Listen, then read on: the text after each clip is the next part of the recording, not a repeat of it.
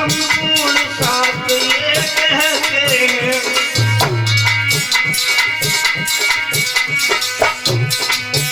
भारत के शास्त्र ये कहते हैं, वो भवसागर से होती है, वेद के शास्त्र ये कहते हैं।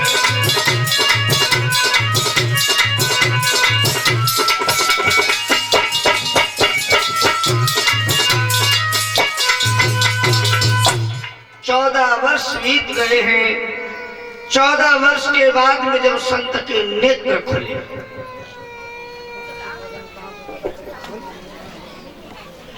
और इसी मध्यांतर में भैया राहुल दलीपुर निवासी राहुल भैया की तरफ से 51 रुपए की मुद्राओं से सम्मानित किया गया है। कामना करूंगा कि भगवान ने धन धान से परिपूर्ण रखते हुए हमेशा उज्जवल भविष्य की ओर अग्रसर रखेगा, कि इनके हाथ हमेशा धर्म क्षेत्र में आगे बने रहे।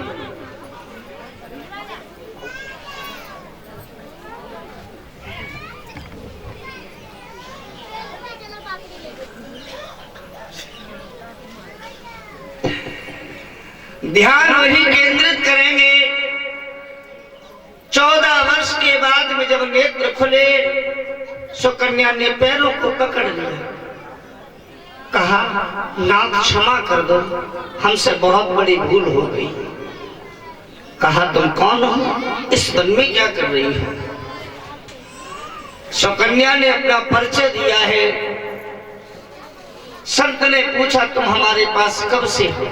कहा 14 वर्ष बीत गए नाथ, क्षमा करो। क्षमा ऋषि कहने लगे हैं कि मैंने तुम्हें क्षमा तो कर दिया, लेकिन मैं तुम्हारी भक्ति से इतना प्रसन्न हूं, तो हमसे कोई वरदान मांगो। सुकन्या कोई वरदान मांग लो। कहने लगी है क्या वरदान मांगो?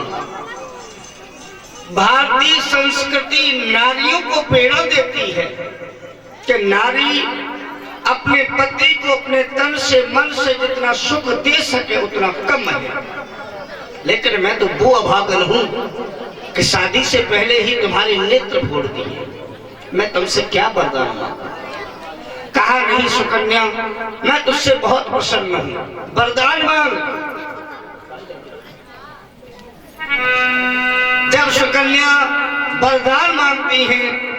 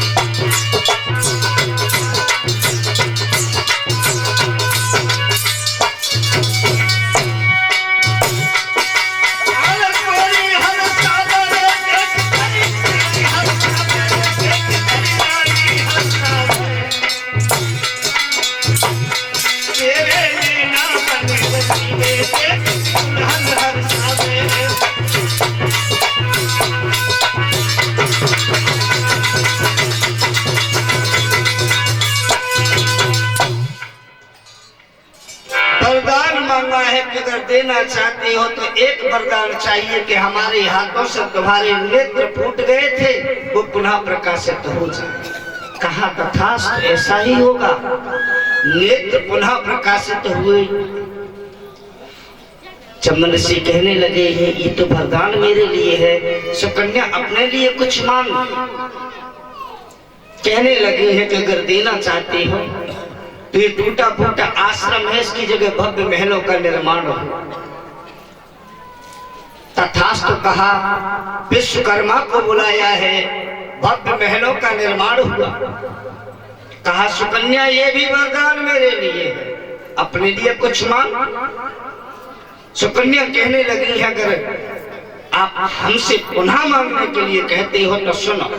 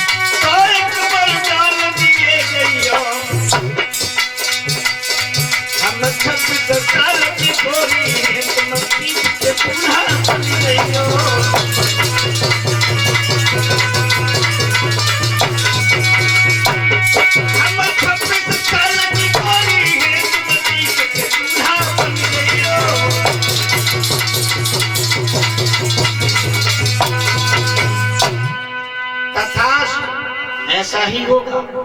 अश्विनी कुमार वैद्यों को पास में बुलाया है, कहा कोई औषधि तैयार करो जिससे हम पुनः तरुण हो, जवान हो। अश्विनी कुमार वैद्यों ने च्यवनप्राश नाम का अवलेह तैयार किया है, जिसे सेवन करने के बाद में संत पुनः जवान होते हैं।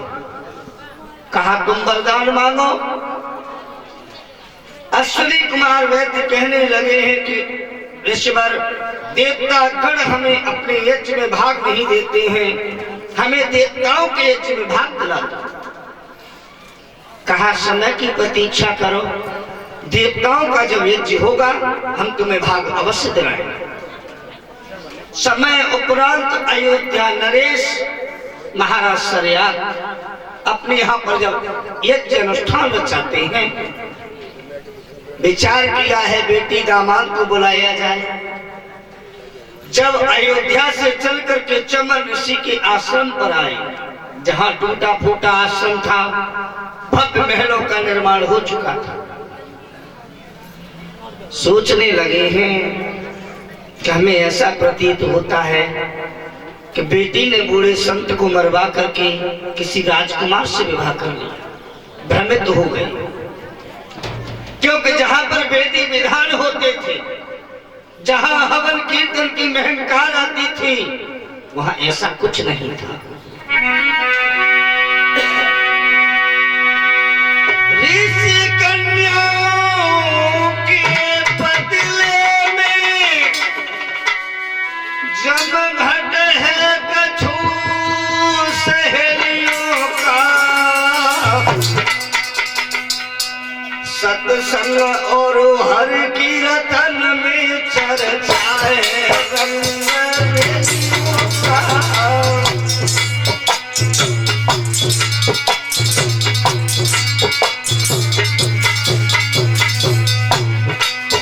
सत्संग और हर कीर्तन में चर्चा है रंग वेदियों का।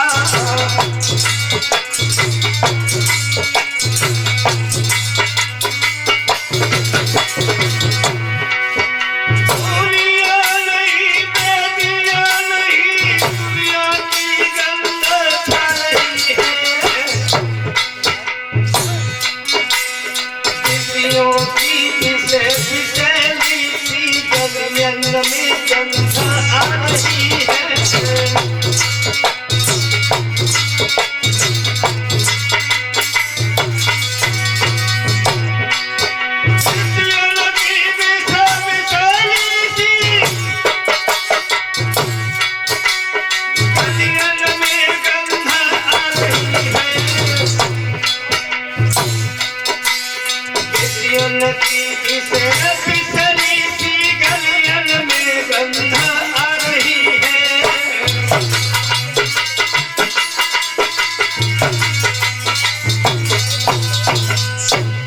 महाराज भ्रमित हुए हैं, लेकिन चमन ऋषि ने आकर के उन्हें समझाया है। कहा ऋषवर,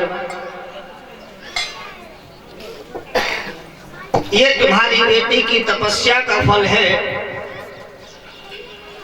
उसी समय महाराज बेटी दामाद को साथ में लेकर के अयोध्या धाम की ओर प्रस्थान करते हैं। चमन ऋषि अश्विनी कुमार वैद्यों को साथ में लेकर के जब अयोध्या धाम में पहुंचते हैं, देवताओं के यज्ञ में भाग दिलाने के लिए कहा।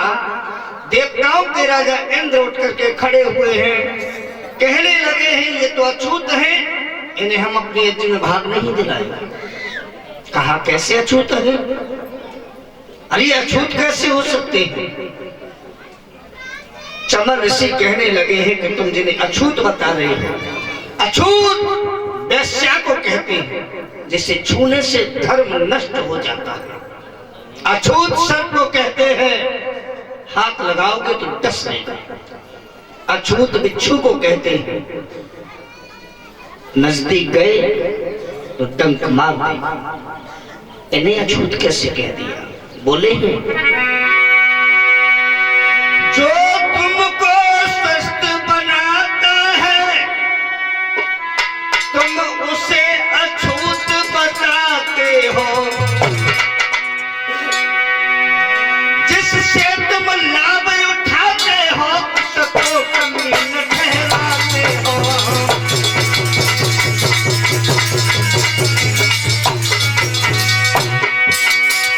जिससे तुम लाभ उठाते हो उसको कमीन ठहराते हो।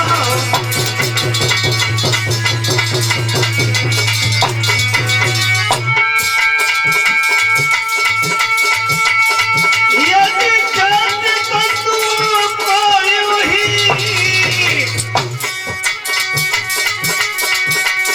तू कर अलग हटाओगे तो याद रहे कृष्ण में कौड़ी के तीन दिखाओगे।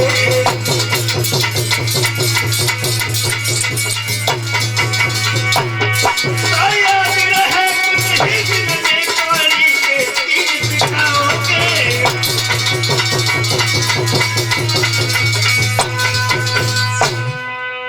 देवताओं के राजा इंद्र को बल का कौशल दिखाकर चमन ऋषि ने बैठा दिया है और अश्विनी कुमार वैद्यों को यज्ञ में भाग दिलवाया है। अपने द्वारा दिए हुए वचन का पालन किया है।